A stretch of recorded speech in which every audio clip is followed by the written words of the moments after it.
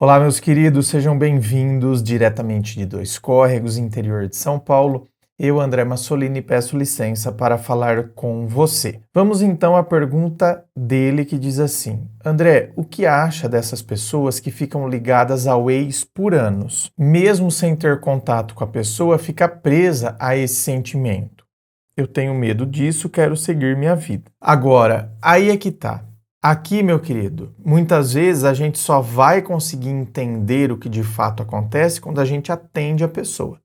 Então, por exemplo, quando eu estou atendendo a pessoa, aí que eu vou perceber onde essa obsessão, muitas vezes pelo ex, onde ela está ancorada, né? Vocês estão assistindo esse vídeo dia 27 de dezembro, mas eu estou gravando dia 26 de novembro. Então, hoje mesmo eu atendi, foi o primeiro atendimento de uma pessoa que ela tá obcecada pensando no ex. Só que no caso dela é por quê? Porque ela errou, ela surtou, ela falou um monte de coisa, falou. Então agora é como se ela quisesse reconstruir a imagem dela perante aquela pessoa. Então eu nem tô querendo reconstruir o relacionamento no fundo.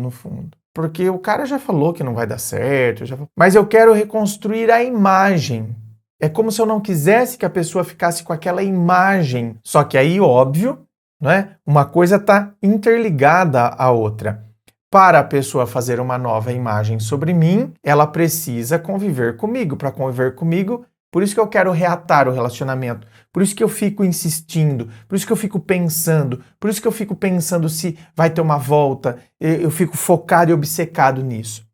Porque é como se eu quisesse restaurar a minha imagem. Eu quero mostrar que eu não sou aquilo, porque eu surtei, porque eu errei. Então, e eu mostrei para ela que essa imagem eu tenho que fazer comigo. Então, se eu considero que eu errei, que eu surtei, que eu não deveria ter agido daquele jeito, então quais as lições que eu tiro daquilo?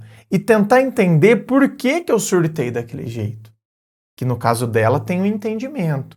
No caso dessa pessoa, tem uma história, tem um porquê, né? E aí eu consegui chegar em algumas conclusões com ela também sobre isso. Ou seja, aquela imagem que você tem de relacionamento, por exemplo, no caso dela, né? Ela tinha a imagem vívida dentro dela, do pai dela indo embora, o pai dela deixou a mãe dela para ir com outra mulher, a mãe dela sofreu demais, eram choros, eram gritaria. Então, ela internalizou, isso se tornou o habitat dela.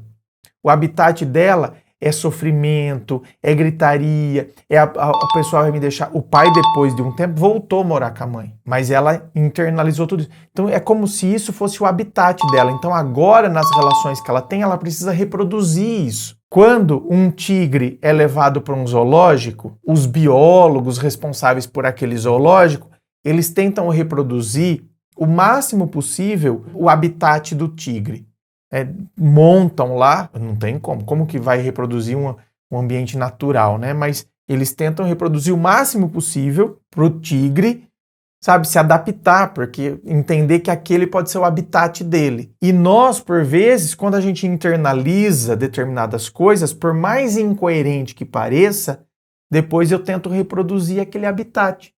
Então eu surto, porque na minha cabeça, brigas e confusões fazem parte. Sem contar que aquela ideia do meu pai indo embora, isso aí se torna um gatilho para mim. Parece que a qualquer momento ele vai me deixar. Então qualquer coisa que ele faça já é motivo para eu estar sempre à flor da pele. Então olha quanta coisa, mas tá vendo como é o processo terapêutico que a gente vai entendendo e desvendando coisas?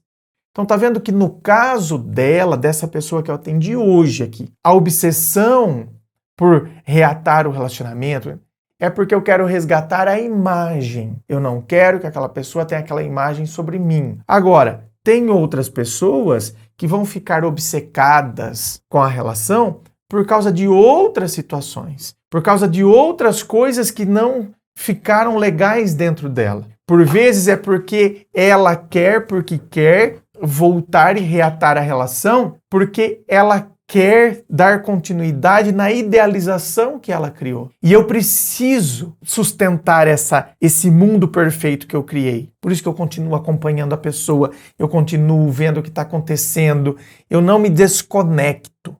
Porque parece que se eu cortar o cordão umbilical que eu criei com essa pessoa, eu vou esquecer tudo isso aqui.